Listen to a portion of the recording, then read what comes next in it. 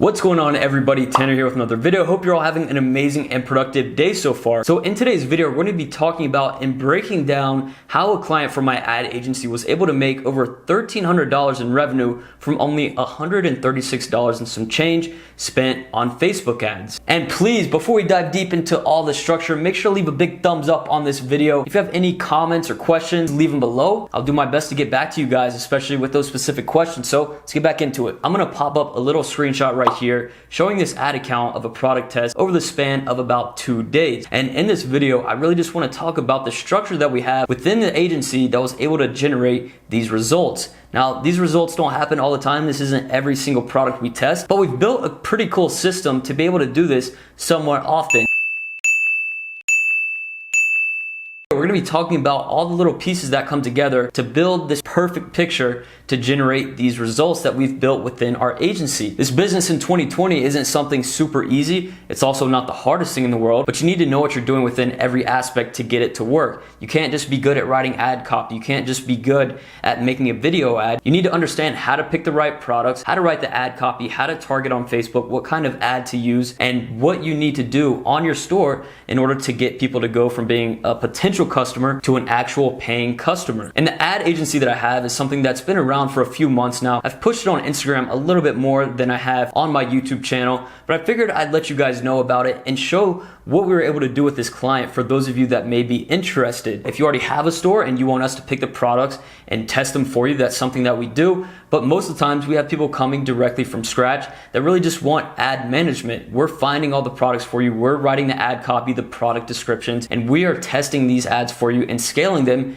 as we see things that work. We usually test about 1 product per week and go from there. So the price we charge for that starts at $1,200 for complete ad management. So if that's something that sounds interesting to you, I'll leave the email in the description. Just send us an email. Let us know your situation within e-commerce and that you're interested in ad management, and we'll make sure you're taken care of. But back to this video, the first piece of the puzzle that I want to talk about right now is the product itself. And this is a very important part that I feel like a lot of people mess up with because they think they need to find something so different than what's already selling on the market. So today in 2020 with dropshipping, you don't need to go out and find something completely different than what everybody's selling. You see this little black phone case right here is selling super well. You see it all over Facebook.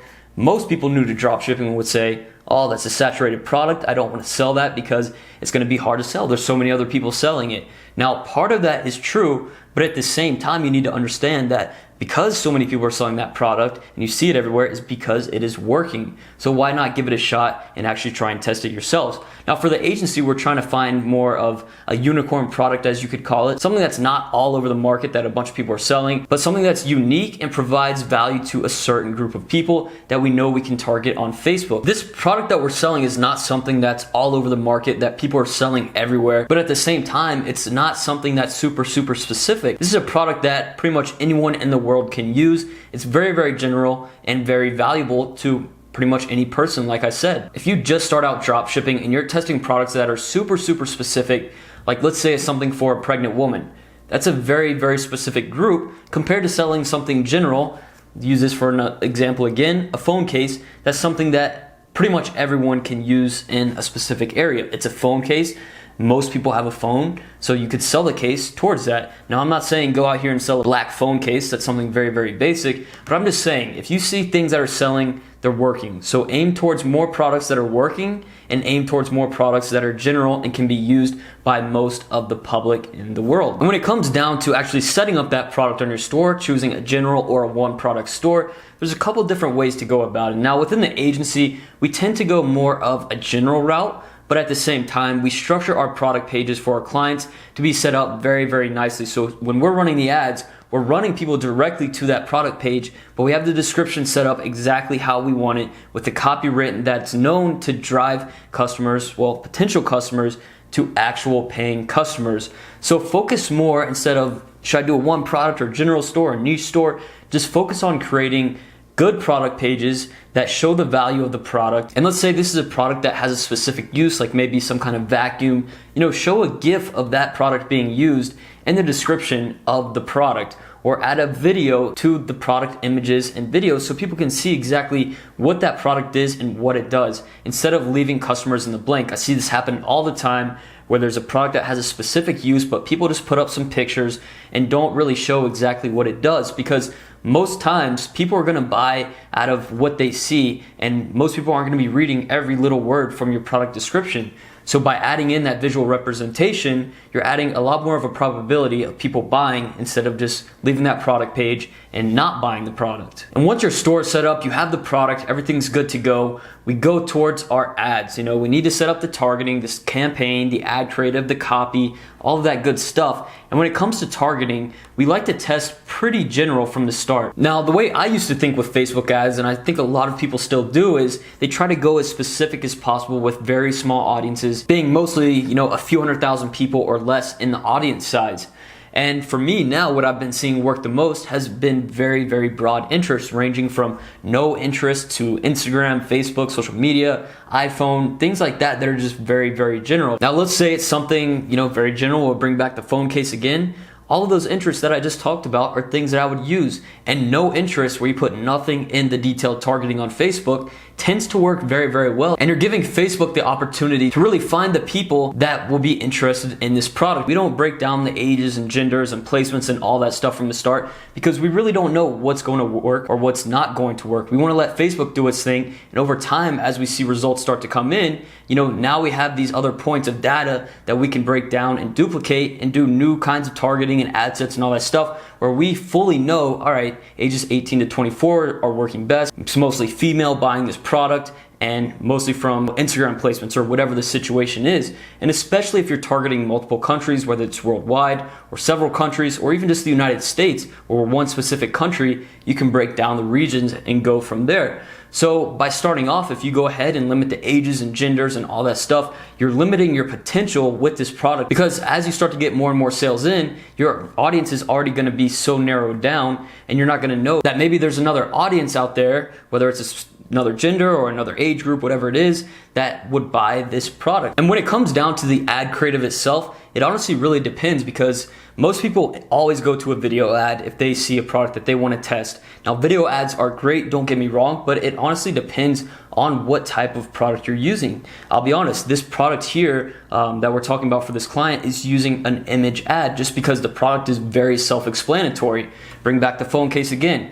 You don't really need a video to sell this phone case, because people know this is a phone case. So if you have a product that's like that and doesn't need a specific visualization, then try an image ad. The most basic image ads tend to usually work pretty well. If you're using some kind of vacuum, you want to show how it's used and how it's valuable to that person's life, and get them to be interested in it, go to your product page, and then buy it.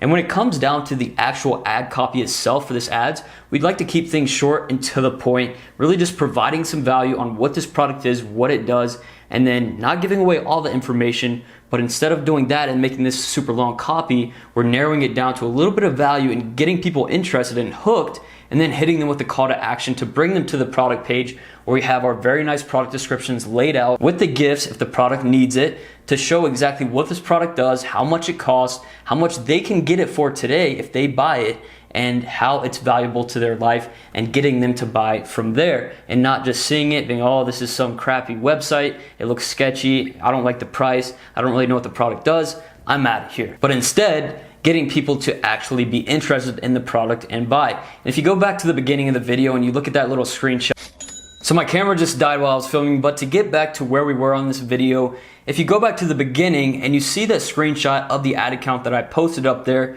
you'll see that there's a lot of add to carts, but not a ton of sales, only 15 sales. And a lot of people would be looking at their ads and get super worried about that. Mostly what the cause is from that is just that very general targeting from the start. So don't get stressed over those numbers from the start, seeing that and a very low amount of sales, or maybe no sales and a lot of added carts. What happens is, especially if you're doing worldwide, you're gonna get a ton of people adding to cart and clicking on the product pages and all that, but not a ton of sales, just because you're starting out with such broad targeting.